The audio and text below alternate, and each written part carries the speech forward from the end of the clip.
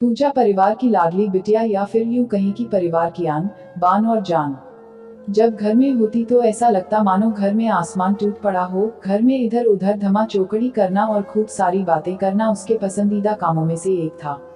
पूजा के दादाजी पूजा को बहुत प्यार करते थे, लेकिन आजकल उन्हें पूजा की एक चिंता और खाए जा रही थी और वो थी पूजा की शादी की चिंता। बस दादाजी अब हर परिवार में पूजा का ससुराल ढूंढते, लेकिन पूजा को शादी नाम से ही इतनी चिढ़ थी कि शादी का नाम सुनते ही वह गुस्सा होकर मुंह फुलाकर दूसरे कमरे में बैठ जाती। खैर, थोड़ी देर में उसका गुस्सा खुद ब खुद उतर जाता और वो वापस अपनी धमा चौकड़ी में व्यस्त हो जाती। काफी खोजबीन के बाद भी पूजा के दादाजी को कोई ऐसा परिवार नजर नहीं आया जहां वे अपनी लाडली बिटिया की शादी कर सके। इसलिए उन्होंने अपने बचपन के दोस्त से इस बारे में राय लेने का निश्चय किया। बस फिर क्या था, वे अपने दोस्त राय बहादुर से मिलने बरेली की ओर निकल पड़े। अगले दिन जब वह बरेली पहुंचे तो राय बहादुर ने स्टेशन पर ही उनके लिए गाड़ी भेज दी थी। 10 साल बाद अपने बचपन के दोस्त से मिलने के लिए वे भी बड़े उतावले थे। गाड़ी धीरे धीरे राय बहादुर के घर की ओर बढ़ी।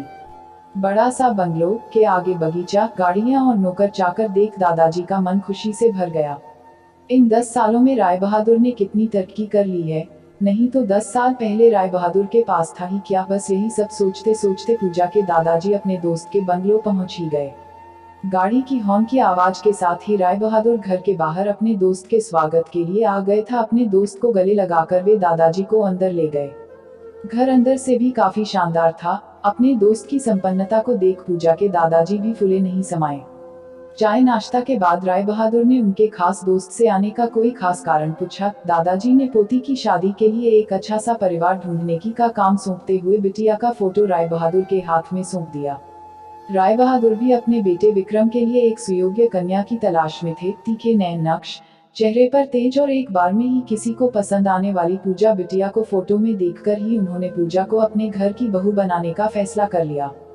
राय बहादुर इतना सोच ही रहे थे कि इतने में उनका बेटा विक्रम आ गया। विक्रम ने दादाजी के पैर छुए और हालचाल पूछने के बाद ऑफिस की ओर निकल गया।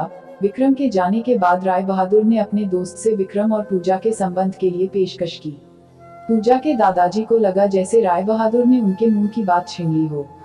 खैर, प्रसन्नता से विदा लेकर अपने घर आने का कहकर दादाजी अपने घर की ओर निकल गए।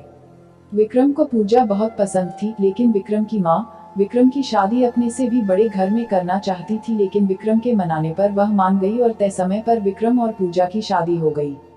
ससुराल में पूजा के सास ससुर, विक्रम के बड़े भैया भाभी और पूजा की ही उनकी एक ननंद थी रागिनी। अपनी सादगी और सबका अच्छे से ख्याल रखने के कारण पूजा ने घर में सबके दिलों में जगह बना ली।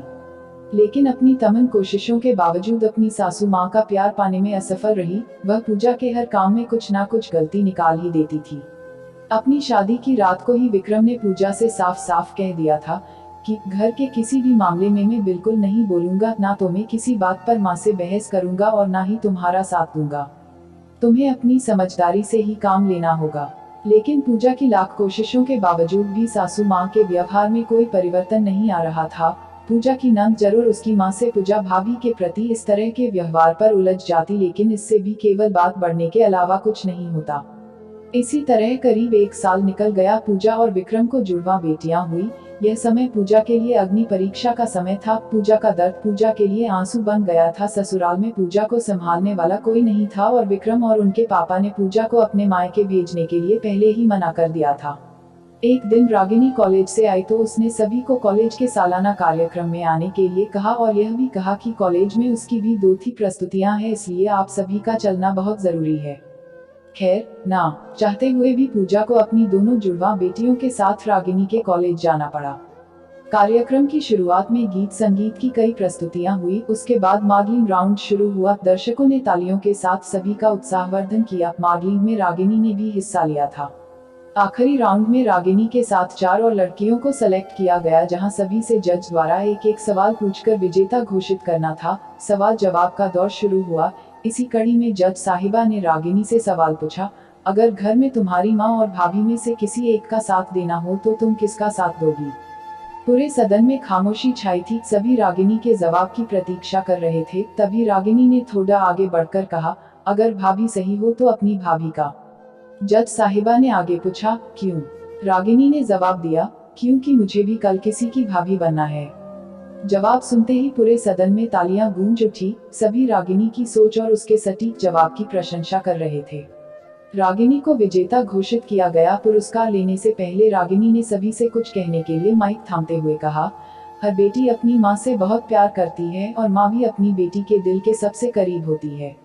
इसी तरह हमारे घर की बहुएं भी तो किसी की बेटियां हैं। आज हम किसी की बेटियां हैं, कल से किसी की भाभियां और बहुएं बनेंगी। अगर कल से हमें कुछ डैक हुआ तो हमारी माँ को भी डैक होगा, और इसी तरह हमारे घर की बहू को डैक हुआ तो उनकी माँ को भी डैक पहुँचेगा। और इस दुनिया में किसी भी इंसान को किसी की भी माँ को डैक पहुँचाने का कोई हक नहीं है। इसलिए हर सांस अपनी बहू को अपनी बेटी समझे तो आगे चलकर उनकी बेटी भी खुश रहेगी। रागिनी के इतना कहते ही पूरा सदन एक बार फिर तालियों की गदगदाहट से गूंज उठा। तालियों की गदगदाहट के बीच ही पूजा की सांस ने पूजा को गले से लगा लिया। मित्रों, हमारी कहानी अच्छी लगी तो वीडियो को लाइक करो और चैनल को सब्सक्राइब करो। जय हिंद, जय भारत।